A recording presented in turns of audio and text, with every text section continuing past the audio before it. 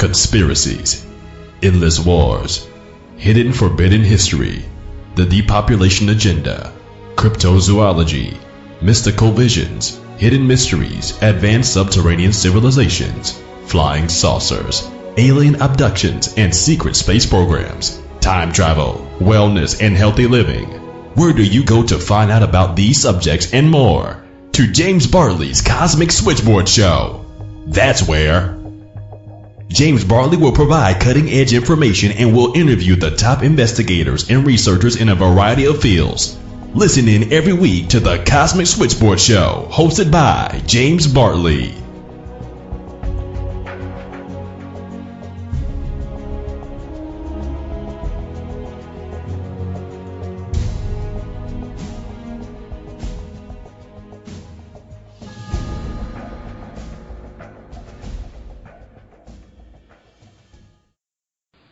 Hello again, everybody. This is James Bartley, and you are listening to the Cosmic Switchboard Show. Today, my very special guest is Andrew Hennessey. Andrew is a veteran UFO researcher from Scotland who has conducted a number of investigations into the Gorebridge, what he describes as a UFO window area. It is a renowned UFO hot spot. Here at the Cosmic Switchboard, we're always interested in knowing more about regional hotspots. So we know about some of the big ones over the years, Gulf Breeze, Florida, and places like that. But we feel that it's important that the listeners get an idea of what's going on in other parts of the world that may not be as well known. So let me tell you a bit about Andrew Hennessey. I've known Andrew for some time now. He was an original member of the Dragon Slayers, which was an online group of people of like-minded interest as far as exposing UFO reality, and especially also in regards to the reptilians too. Andrew Hennessey, born in 1957, Edinburgh, Scotland, has been interested in the UFO phenomenon from a very early age, having had many encounters and experiences, which he wrote in his free ebook, The Turning of the Tide. Andrew Hennessey founded the New Star Party in 1999 as a skeptical and critical dialogue with exopolitics, who to this day have not produced one political manifesto to canvass for the human rights for the victims of alien abuse that has by treaty been permitted by elected governments. He founded Xenopolitics in November 2007 to illustrate the negative and often demonic nature of alien contact. He wrote a free ebook called Harvesting the Disconnected to illustrate his ideas on the alien agenda. Andrew was trained as an industrial biologist and worked in several labs, including the Institute of Terrestrial Ecology, Department of Agriculture and Fisheries, Central Microbiology Lab, National Museum of Antiquities, East of Scotland College of Agriculture, British Geological Survey. In 1984, Andrew formed his theater group called the Solon Company, putting together various original projects in many styles with a veritable army of talented helpers. That Andrew himself is a talented musician who plays traditional Scottish music, and he is highly regarded in the field. I've known him for some time now, so this is quite a treat. Andrew has appeared in various media, the Discovery Channel, Paranormal Magazine, Jeffrey Rent's Coast to Coast in America, Night Search. He's also been on BBC Uncanny Edinburgh, and today operates the Stargate Edinburgh Tour. So without any further ado, Andrew, how are you? Oh, hi, James. I'm doing fine. How are you? I'm fine. That was a mouthful. You have quite a background and quite a lot to say about the subject. We kind of go back a long ways because, like I was saying, we used to be members of the Dragon Slayers group, memory serves, and actually a lot of the people today, or some of them anyway, some of the more well-known, highly regarded researchers in our field were actually alma maters of the old Dragon Slayers days. I can think of a few people. Wow. Could you tell us a bit about yourself for the listeners that may not be familiar with you or your work? Well, my own kind of UFO research kind of falls into kind of four categories. I've got my own close encounters and analysis of those, and the close encounters start from a kind of early age. And then they didn't look like alien then. It just seemed like it was the sort of stuff you discuss in the spiritualist halls and things like that. So I eventually joined a spiritualist group and trained as a spiritualist medium, but that was a stupid thing for me to have done, I reckon. And I soon backed out of that, and then I headed on down to Reptilian Central at the Theosophical Society, and and then ultimately joining all sorts of weird groups. And then I eventually decided that being a Knights Templar wasn't for me. I decided I wasn't going to join the Rosicrucians or whatever it was. So the liberal Catholics, they had all sorts of groups. Bonpo Buddhism actually had as well. I decided I wasn't going to do any of that, and I formed my own discussion group called the Transformation Studies Group in 1996, roundabout, and we had some great scholars and mystics and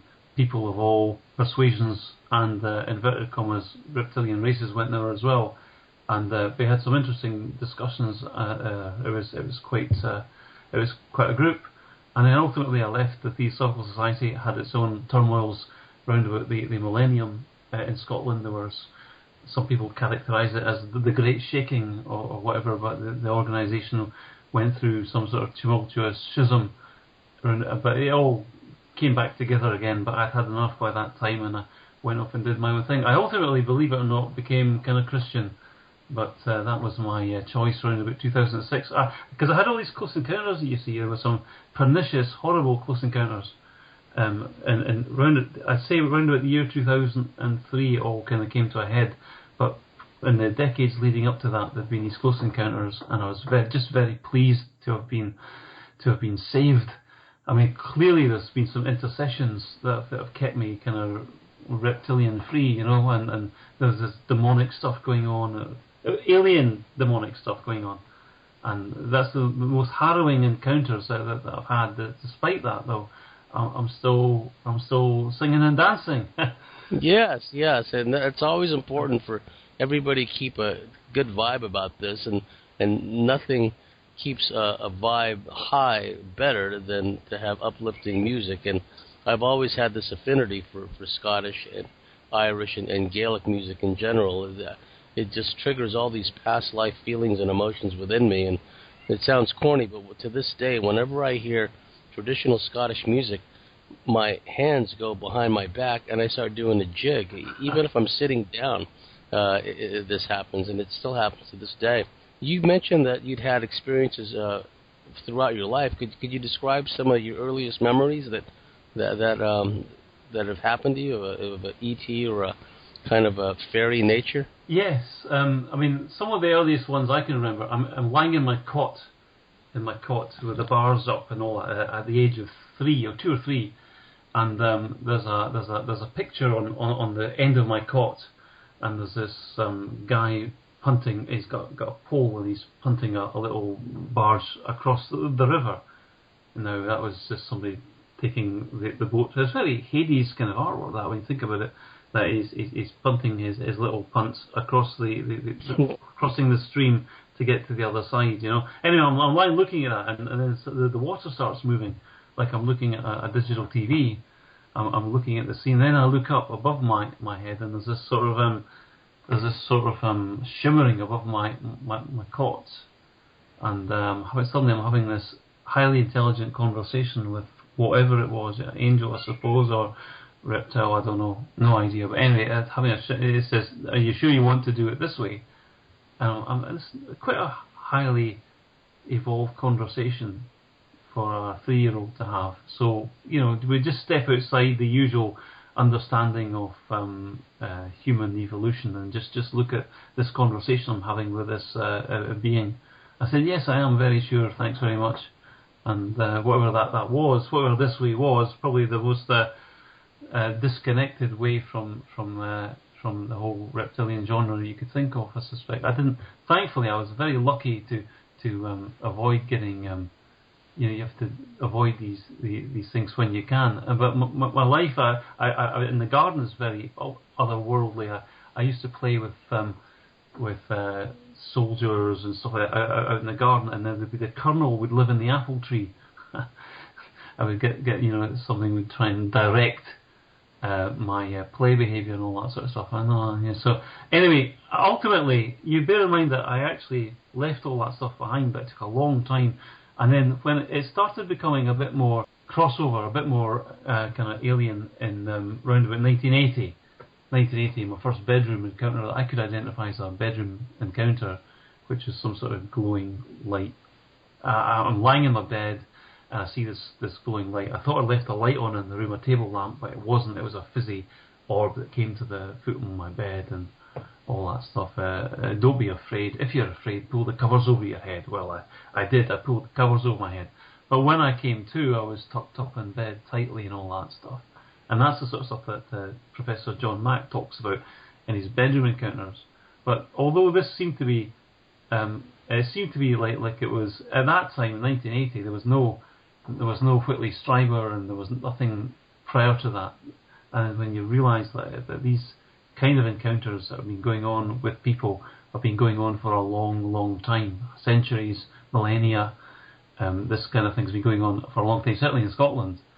And people would traditionally take their sons and daughters to be baptised or leave iron crosses or objects of iron to stop the demonic or the fairies doing that to their children. But this was going on in my childhood. And by the time I get to my kind of adulthood, younger adulthood, it turned into like almost hand to hand with aliens at that point. Wow. Yeah. Now, you mentioned the fairies, ancient connection with Scotland. The reader should be aware of at least a couple of books. One of them was written by William, I believe his name is William Evans Wentz, called The Fairy Faith in Celtic Countries. I believe it was written around 1909. It was very early 20th century.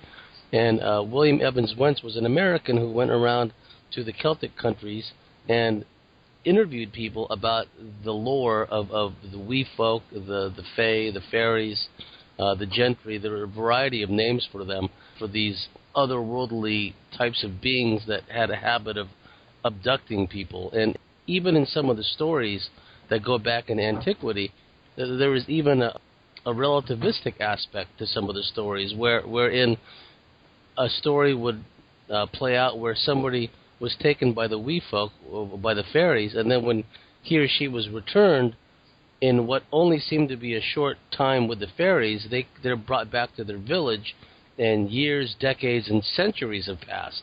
Yeah. So, yeah, even in some of the stories of way back then, there was a relativistic aspect. Another story, another book, is known as the Science of Fairy Tales, written by E.S. Hartland. I think this was in the late 19th century. It was mentioned prominently, both books, by Jacques Vallée in his earlier works like Passport to Magonia and Dimensions. And again, the Science of Fairy Tales is a very serious, sober study of what has been described as fairies, wee folk, elves, leprechauns, so on and so forth. And it should be mentioned that to this day, and not only in the Celtic countries, but in the Arctic Circle, places like Iceland, there is a common belief held by many people in the existence of elves, in the existence of fairies, of beings that live in the ground and live in other dimensions which transect, if you will, our world. Now, coming into adulthood, you were still interested in the subject matter. I mean, you had mentioned some of the groups you were part of, the Theosophical Society. Well, what was that like for someone who's never been in the Theosophical Society? I've read a bit about Blavatsky and her group and some of her beliefs. What was it like being on the inside? Well, I mean, first of all, I met a lot of characters there from the alphabet soup, you know, all the sort of people that David Icke writes about. But the Theosophical Society has got three aims and objects, and that is to, the universal brotherhood of man, comparative studies of philosophy, religion, and science, and investigate the powers latent in man and nature and stuff like that. Well, they had three objects. Well, technically, that's the Theosophical Society that everybody thinks exists. But there's another Theosophical Society called the Secret School that operates the Theosophical Society behind the scene. And it doesn't have three objects. It has, I think, about 6 objects or something. And some of those are involved in investigating and controlling aspects of the society. So there's the esoteric society, is the secret school, and there's the exoteric society. So if you go through the doors of the Theosophical Society, you're in the exoteric society, where it's 3 wonderful objects, but manipulating that behind the scene is the secret school, and there are various other objects as well. I didn't get to find out what they all were, but one day actually I was poking about in one of the cupboards of the Theosophical Society, as you do, and I came across this. Yeah, so I mean, I discovered a couple of interesting things in the cupboards of the Theosophical Society I should tell you about. But I mean, one of the things I came across was this degree. It was a degree. Now I was into, at that time, interestingly enough, I was into threeness and the threeness of nature. I was developing some sort of 3-part knowledge representation thing for computing, and I was into threeness and a general systems theory of threeness. So here I've discovered this theory of threeness in the cupboards of the Theosophical Society, and it had written in green ink on it, "In the event of my death, please destroy." So I had a look through that, and it's the same kind of threeness that I had, except it had the same ideas, but they were all had some kind of Hindu glossary on it. So it was the threeness in a glossary sort of, in a Hindu sort of way, and you look at the glossary at the back, it just relates to all kind of theosophical encyclopedias and the secret doctrine and all this kind of thing. So, but it was interesting that there's another thing I discovered at the Theosophical Society which I find quite interesting. It was 19th century book of Josephus.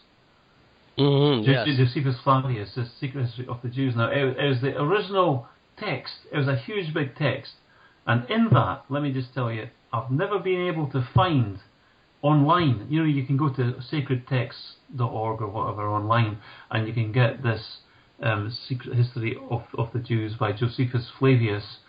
You can download it, you can browse it, but you'll never find in it the chapter that I seem to find in this book, this printed book at the Theosophical Society. It's an ancient text, it was maybe 18th or 19th century text, huge big book, you know, bound to these old, I don't know if it was what it was bound in, goodness knows, but obviously it wasn't bound in flesh, right? It wasn't one of these books, but I mean it's this big book. I opened it up and I discover the names of the fallen angels. Now that is interesting. You'll not find. I mean, there's just one I remember with Samuel. Now Samael. Now that is the leader, the ringleader, or whatever. But the thing is that there were other angels named as well, whose names I didn't really want to remember, to be honest with you. But I mean, there were other. And you'll not find this nomenclature in the online versions. Somebody has wheaked them out. Now, why would that be, I wonder? Somebody trying to cover up the tracks, yeah? Do you think that the book may have had references or passages that dealt with invocation of some of these angels, if you will? Oh, I didn't read it that quickly because I just went into the they call it the Golden Dawn room, all the archives. Oh, yes. It used to. It wasn't Golden Dawn room then, but it was in its time rented out to Gregor Mathers. But the Theosophical Society discontinued that. So the Golden Dawn no longer were in contact with the Theosophical Society, to my knowledge anyway. And but the archives were laid out in this room that the Golden Dawn used to use. And apparently in this room there's been interesting phenomenon and events going on.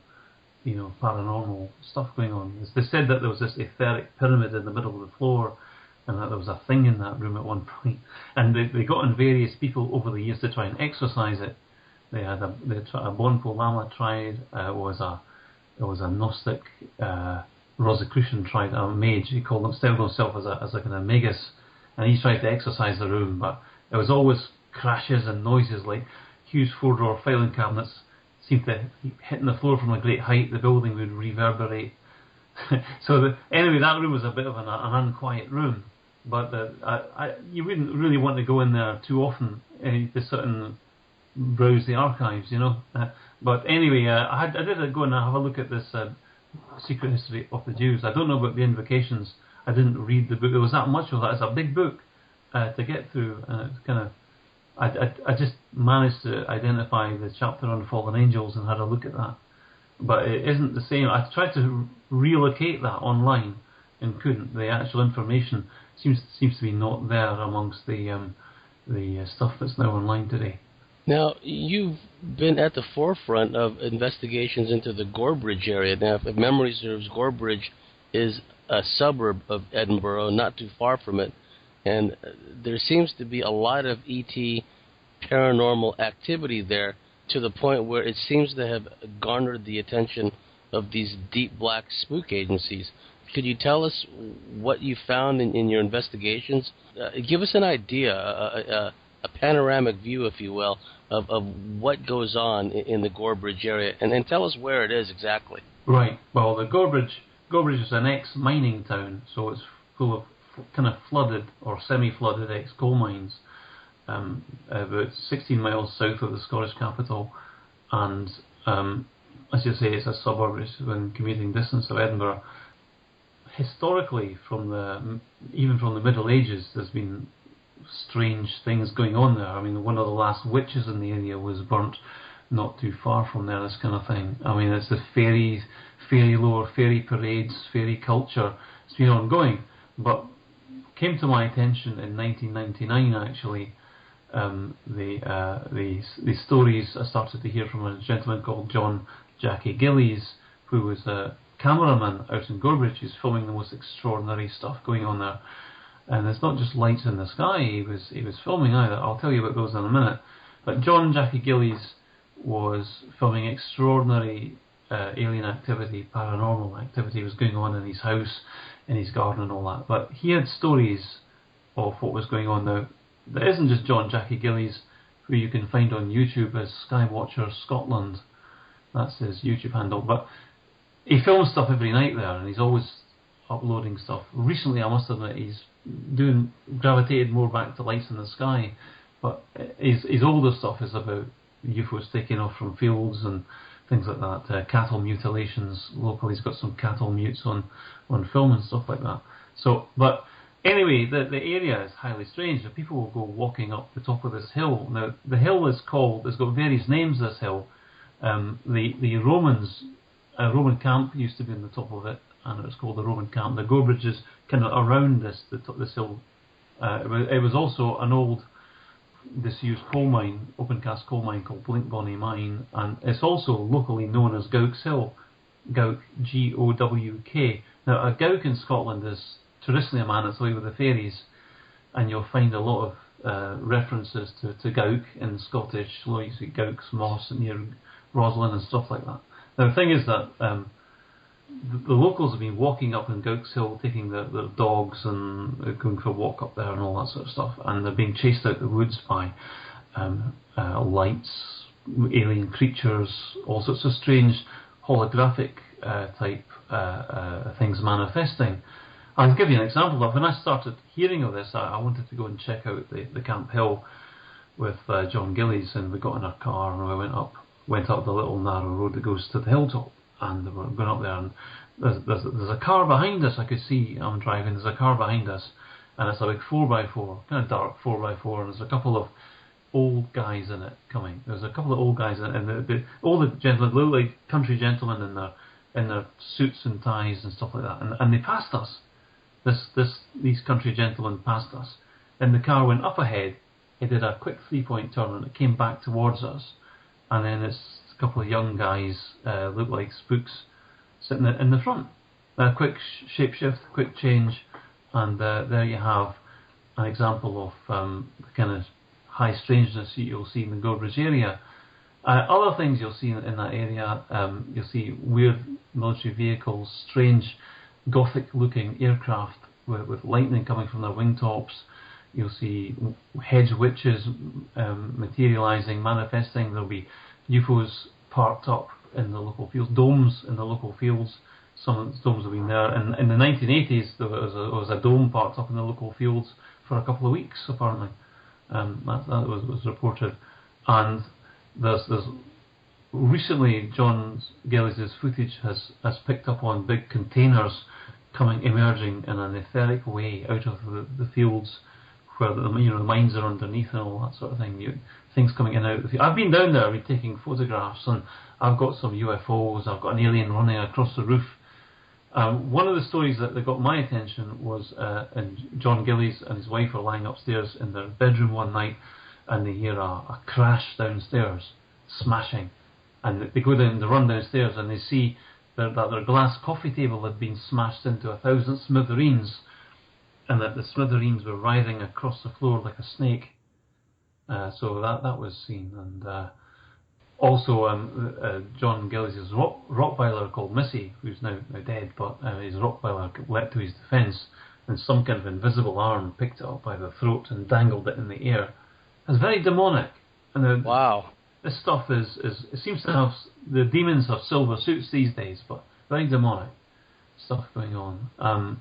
So the local mines, local area from is about maybe 100 square miles of weirdness there, actually, and I think it's extensive cavern systems that go back to ancient times. I think photograph shape-shifting cars. Cars that in the space of a few seconds have gone from something that looks like a shoe, like a white shoe, to a white saloon car in a matter of seconds. It's just weird stuff happening there. I've heard similar stories. Bill Hamilton, a well-known researcher from Southern California, he and his wife Pam were out by the black mailbox, if memory serves, near Area 51, and he was out there sky watching in the middle of the night looking towards the test range, and a strange car drove behind him as he stood out there in the middle of the night. And the odd thing about it was this car did not make any noise, the kind of sounds you associate with a passing vehicle, the tires on the pavement, the sound of the motor, none of that. And he said that they had a very strange appearance to it. It went driving by. Next thing you know, he looks at his watch, and he realizes 15 minutes had gone by at least. So he'd undergone a missing time experience. Right after that strange vehicle drove by. He started stomping his feet and jumping up and down in anger because he was very scrupulous about keeping track of time. Long story short, he wound up getting taken on board a saucer by a 6-foot-tall gray, and his wife was taken into a van by apparent military personnel where they messed with an ocular implant in her eye. Yes, I've heard of stories of vans shape-shifting and vehicles, and I've also quite recently have seen photographs of what was supposed to be in the images was 3 men in black in dark suits and glasses, classic spook-looking individuals walking outside of a slowly moving van that had been parked in front of the house of a MyLab. And when the MyLab looked out the window and noticed them, they very noticeably and obtrusively decided to leave at that moment. They escorted the van as it slowly pulled away and parked further down the street. And the individual in question took a series of photographs of this. Lo and behold, when the images were looked at in the mobile phone, one did not see the spooks. They only saw the vehicle, which was odd because these 3 spooks in suits and dark glasses were standing right outside of the van as it moved slowly away. At least 3 photographs were taken. So the people, they could have been beings or reptilians even, did not show up in the images, but the van did. Yeah. This holographic process is ongoing now. Whether or not I know that the reptilians can make themselves invisible, and that the greys can just seem to be able to do that. They can, but these images. I mean, there was this. For instance, at Gorebridge, we had this. John Gillies got this phone call from this gentleman called. I'll remind me to tell you about the harassment he's had as well. But I mean, yes, please. He got a phone call from this gentleman called Colonel Joe, who was a big fan apparently of him and all that. And he said he was head of alien security. because this is all based as a mining area. Is the town assimilated, by the way? Is there a Matrix-like thing going on with Gorebridge? I don't know, but it does seem there's a lot of strange stuff going on in the streets at street level. It's been filmed at night and all that sort of stuff. So anyway, John gets this a phone call from Colonel Joe, who says, "Listen, I've got something to tell you about this area, something to share with you about the area. Could you come and meet me at Vaugrey Park?"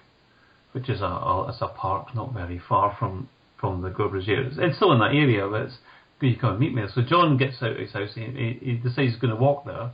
So he's halfway down the road, and then up pulls this dark, black, classic Bentley sort of thing that you'd associate with a Man in Black type car, an ancient vintage car. And out comes Colonel Joe in the grey tweed suit with the silvery hair and this kind of thing. He says, "Hello, I'm Colonel Joe." He says, "I want," and he brings out this technology, which he says will neutralise any kind of surveillance, and he puts it on the hood of his car, and on the bonnet of his cars, and proceeds to tell John Gillies that he's 1 in 10, and that he produces 1950s maps of the area. Didn't really tell him anything, to be honest with you. I don't think John got to learn really anything. Anyway. So the thing about John is he's a subject of ongoing surveillance, and he can't leave his house unless he's getting followed by somebody or something. So he'll go on these walks. He'll go and film stuff. He's found like hobbit hole entrances to the underworlds around there and this kind of thing, and found it's just incredible the things that have happened to that family. But anyway, as a cameraman in Scotland, he's one of a rare breed of active and ongoing cameramen in Scotland, and for some reason they all seem to get visited by this very burly, strong-willed sort of ex-military team. They'll go out sky watches, and they're not so prominent once they get targeted, I think. Anyway, John was invited out with this bunch of ex-military people who posted videos of themselves sliding down Scree on a steep Scottish hillside. Obviously that's a very military thing to do that. You have to be very fit or stupid, a combination of both, to want to do that. But anyway, they decided they were going to invite John out for a sky watch. So to bring his camera and show them some stuff. But I think he declined that. And I had another friend called Paul. Paul and I went out. Paul was if ever was anybody going to bring Gorebridge to prominence, it was Paul Muir. He was a very, very well-known. He had run his own tour business. He was he was on TV, and he was a bit of a celebrity. And he did in media. He's credible as well. So we got Paul out. I decided I was going to drive Paul around and show him some of the stuff out there. And when Paul got home, he found thousands of pounds worth of stolen camera gear on his doorstep. Oh, wow. I mean, it just shows you. I suspect that what it was is that the local surveillance team probably wanted the very latest stuff. They probably wanted the very latest HD stuff, so they decided to write that off as a sort of field expense, So they were probably putting in a requisition form for the latest hardware, and what we're going to do with this stuff. They're thinking to themselves, well, we better put it to some use to get rid of it quick, and probably they dumped it. So I asked Paul to report that to the police, because obviously if he started using it, then he's an accessory to some kind of criminal deed that they had yet to invent. But this is what's going on.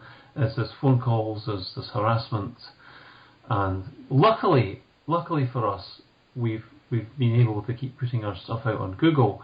Now, one of the things I have out on Google, on my own YouTube account called Outshore, one of the things I have is footage of paragliders circling high in the heaven and coming to land on a hovering UFO platform. Huh. Now, to me, I mean, that's been up on Google and YouTube for nearly 7 or 8 years now, and it's only had a couple hundred hits. How so? I mean, okay, right, the images, just to clarify this, the images are blurry.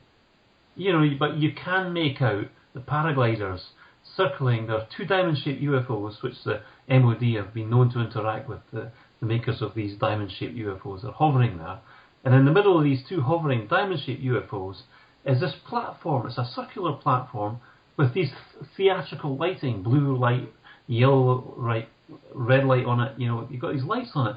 The paragliders, who I presume are human, are circling above it, and they land on it. They land on it. He's got footage of them landing on the platform. Now, it's not clear footage. It's not stuff that you'd get a cameraman of the year award for, but it does show human cooperation, or alleged human cooperation, with these aliens, and this is out at the Gorebridge area as well. Yes, I've heard of similar stories in Southern California. There is some kind of a craft that is flown out of one of the underground bases there, and it's been described as looking like kind of like a large hangar-looking thing. We had two different remote viewers, both very good at what they did, both well into their 50s and 60s. They've been doing this kind of work for a while, and they'd each individually remotely viewed an underground base that a number of my lab friends of mine had been taken to, basically kidnapped and taken into, and it was a joint military reptilian base, and they both had independently observed through remote viewing this kind of large kind of kite kind of device that was being utilized by the people on the inside, and the way they described it is similar to what you described. It was a large kind of a kite kind of device that I thought was kind of odd, and I didn't know what to make of it, so I just kind of put it on the back shelf and waited for kind of confirmation to come along, and here you are many decades later telling me about this. Aye. And while John was filming this, he was being attacked by kind of fairy lights or demonic orbs, or however you want to put it. But he was being buzzed as he was filming this by some intelligent glowing entity or reality was buzzing him. So they were aware he was filming, I think. Now it sounds like John has had interference from deep black spooks. Has he reported, besides the lights and the orbs harassing him, has he described encounters with entities that have come and messed with him and tried to intimidate him or anything like that? Well, he's got footage of something that looks like, that Doom 2 game, when you're playing Doom or whatever. Yeah. So it's like one of these creatures pacing up and down the top of his roof. Really? Aye, it really just looked like it was like one of those little loops in the video game where these creatures are. Anyway, so it's a very demonic. Again, it's not so much alien, but quite demonic. And he's had this stuff in his back garden. He hears sounds at night. He'll open his curtains and there's some grey with some kind of physical technological device beaming frequencies at his house and stuff like that. There's interesting things going on at Gorebridge that can be the actual human side of it is that the government doesn't want to know, officially doesn't want to know, but unofficially they are quite interested in what's happening out there.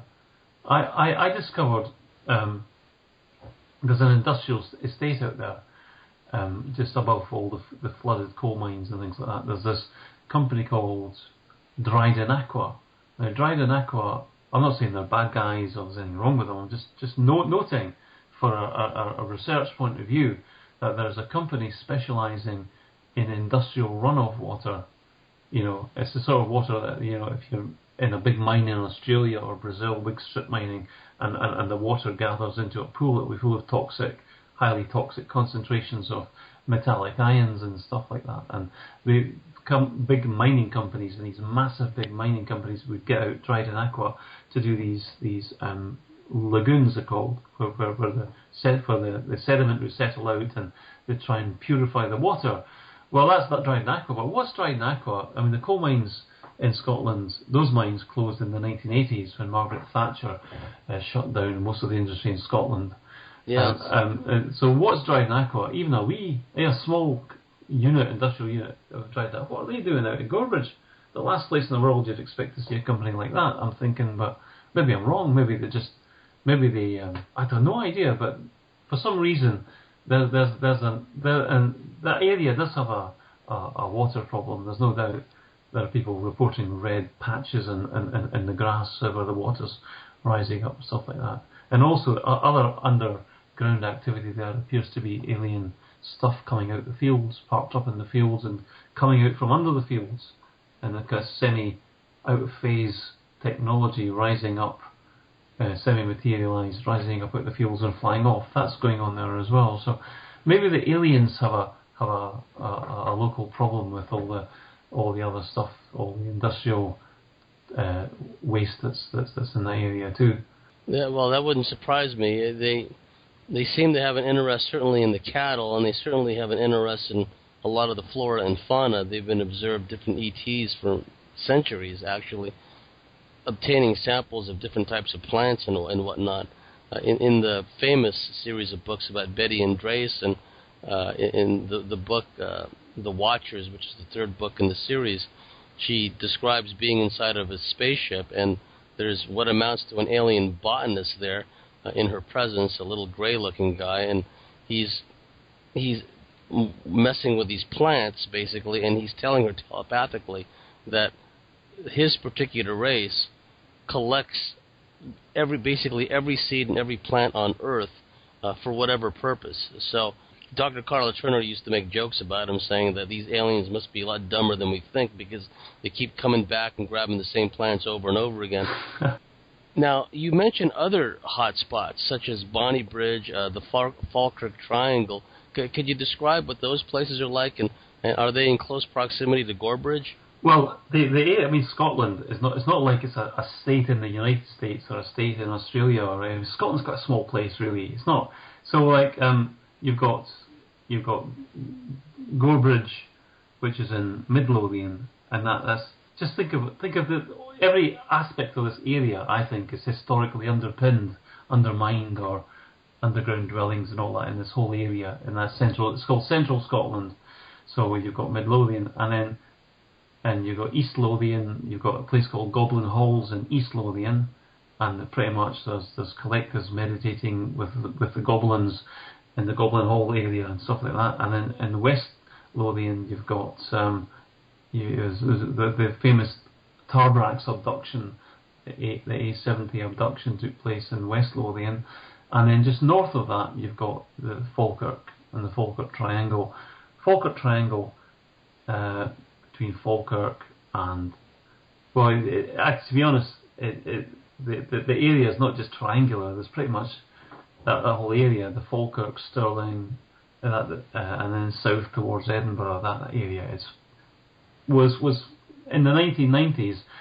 That was considered to be one of Scotland's primary UFO hotspots, and there were reasons for that. I suppose that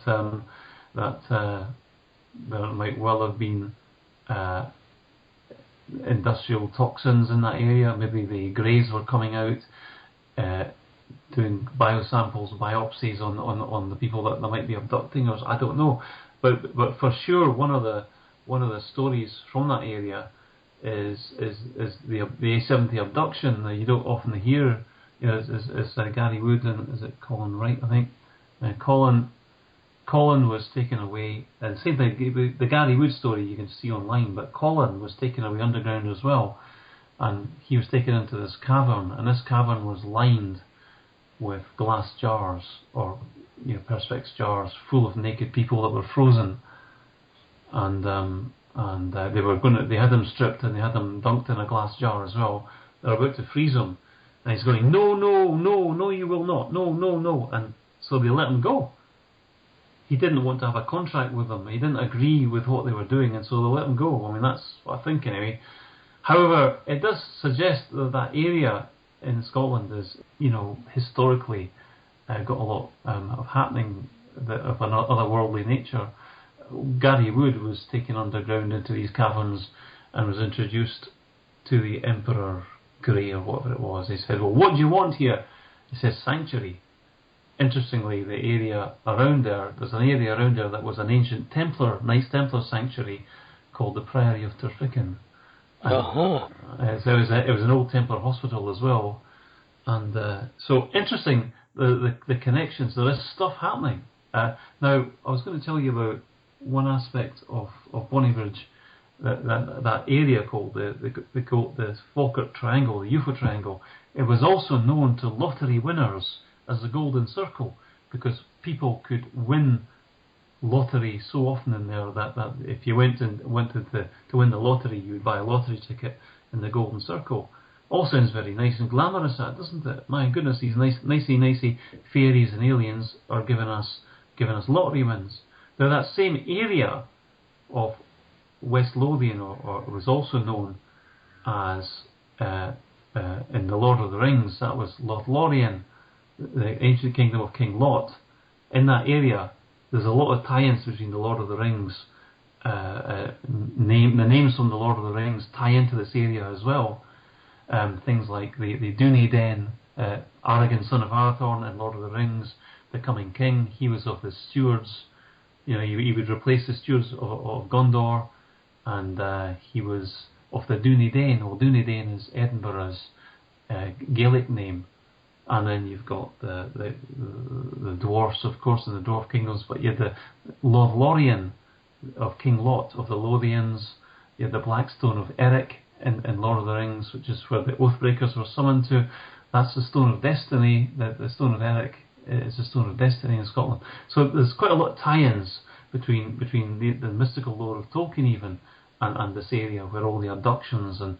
Now, interestingly, in that area, which at Bonnybridge, there is a monument to dark abducting forces. Now, people don't say, come to Scotland and see the monument for dark abducting forces. No, they don't say that. That's not tourist stuff. That. So what they say is, come and see the Kelpies. Now, these are big metal horses rearing out of the ground. Two big metal horses' heads. And these are the Kelpies. Now, the Kelpies, if you look up your wiki or whatever you want to do, the Kelpies were dark abducting water horses, dark spirits. Now, not very far from where the Kelpies are was the site of where King Arthur was supposed to have been wounded mortally by Mordred in the last Arthurian battle. Now, they have this Christian king being pretty much slain by the dark Mordred, not very far from where the Kelpies are, in fact.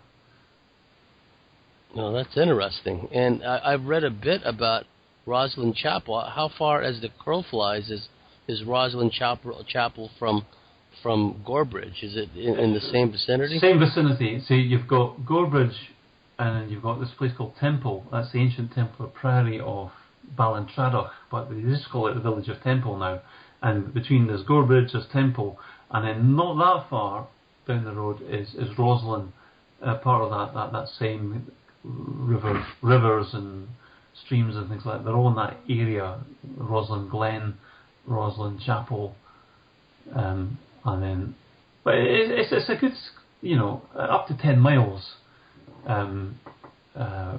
southwest of Gorebridge is Roslin. But that it's just interesting that all that area is underpinned by caverns and cavern systems, and also the history of beings that have lived in these cavern systems.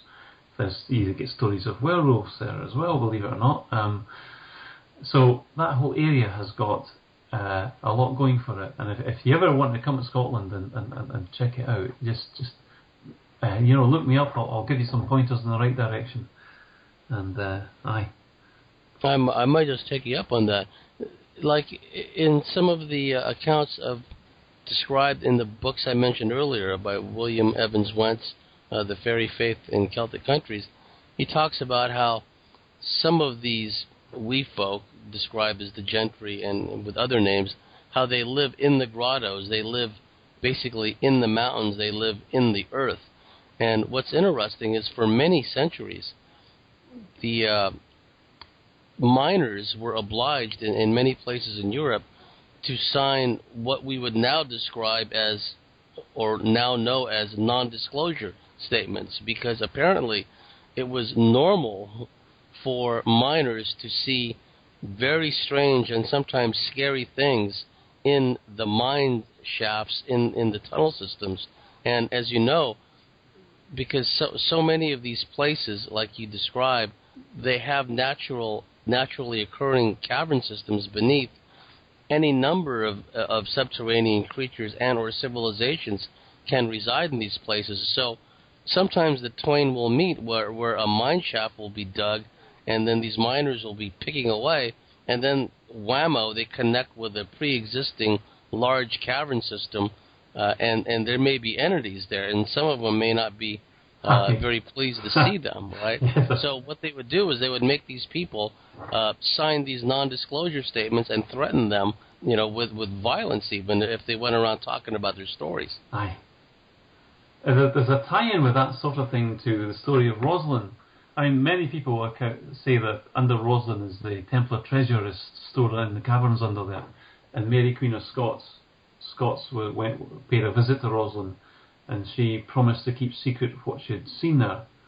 And that's Mary Queen of Scots in dire straits. Mary Queen of Scots ended up in having a hard time, but she did promise to keep secret, and still did, obviously, because nobody ever found out the secret that Mary Queen of Scots discovered there. However, people are saying that there's a Holy Grail under there, the Mary Celeste is in the caverns under there, there's all sorts of things. But that Roslin took the National Coal Board to court and tried to sue them, because Rosalind Chapel Trust was in the process of restoring Rosalind Chapel, and they were complaining that their lintel, their door was subsiding, and they blamed the subsidence of their door on the National Coal Board, because they said that the Scottish Coal Board had been undermining their chapel. But when they took the Scottish Coal Board to court, and there were two people took them to court. There was the Catholic church at Rosewell. Rosewell sued the Coal Board, and Rosalind Chapel sued the Coal Board. And the reason why only Rosewell was successfully suing the Coal Board was because the Coal Board produced maps of their mines and galleries and showed conclusively that they never ever had any coal mining under Roslin. So this story therefore confirms the fact that there is caverns under Rosalind Chapel. Wow, that doesn't surprise me at all. And so many of these ancient temples, and even going further back, the megalithic stone circle sites, they happen to be along ley lines, dragon lines, emitting telluric energy. And the Knights Templars, for example, seem to have a lot of esoteric knowledge. A lot of the cathedrals they built throughout Europe were basically part of this grid of ley lines and dragon lines that were spread throughout Europe and throughout Scotland and places like that. And what's interesting is the Templar tie-in, that if we're to believe the conventional history, the Templars had to flee because they were being persecuted. Apparently some of them made their way to Scotland and basically had a hand in the creation of Rosalind Chapel. And since they were well known in the past to be miners themselves, or at least would pay or otherwise suborn others to do the mining and digging for them, I mean, you think back to the temple in the Holy Land. Well, suddenly they wind up in Rosalind Chapel, and there happens to be underground caverns beneath that very site. That's very interesting. Yes.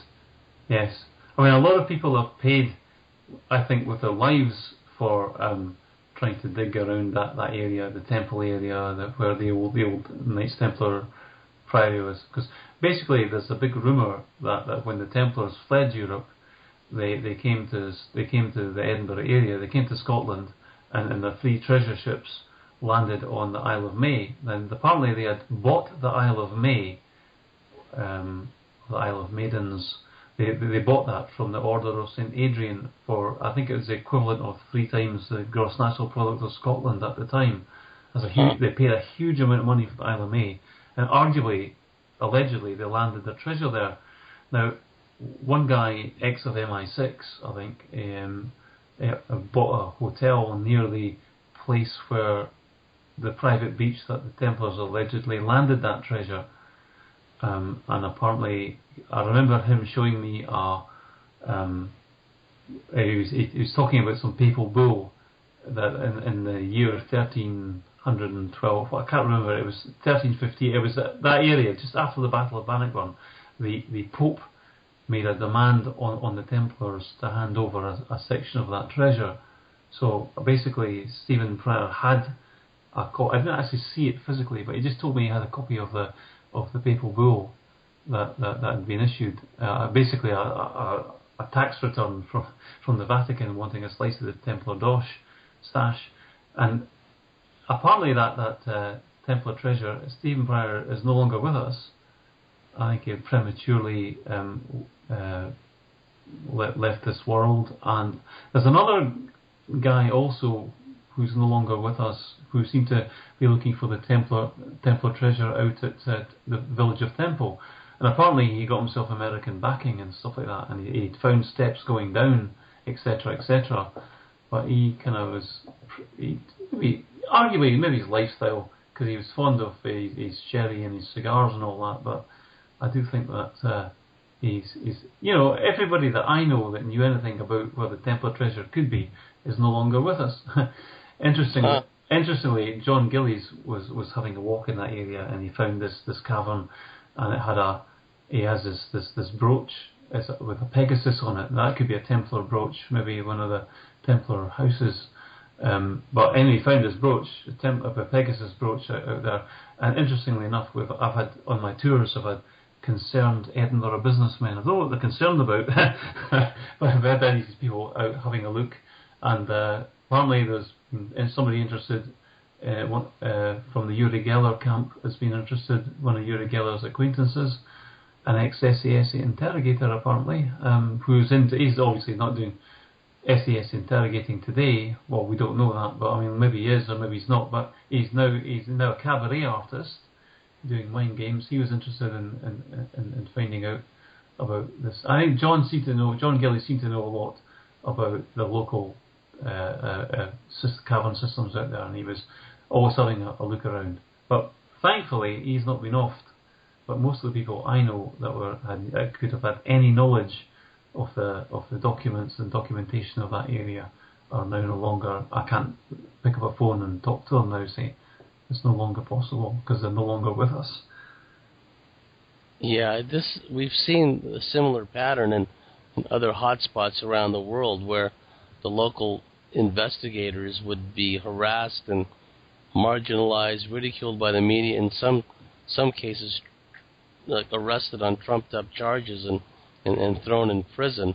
There was the infamous case of John Ford, the Long Island UFO Network director, whose team of researchers, and himself included, had investigated two well-known UFO crashes there in Long Island, and because he was making so many waves, they trumped up charges against him and threw him into prison where he's still at, unfortunately. You've been listening to the Cosmic Switchboard Show. My very special guest is Andrew Hennessey of Scotland, who's been talking about the UFO, ET, even perhaps demonic activity in the Gorebridge area. We're going to take a break, and we'll meet you at the top of the hour for part 2. The Cosmic Switchboard Show is listener-driven and subscription-driven, so if you, the listener, feel so inclined and you feel that you believe in what we are doing, please go to thecosmicswitchboard.com and subscribe and be a member. We'll be back at the top of the hour. Thank you.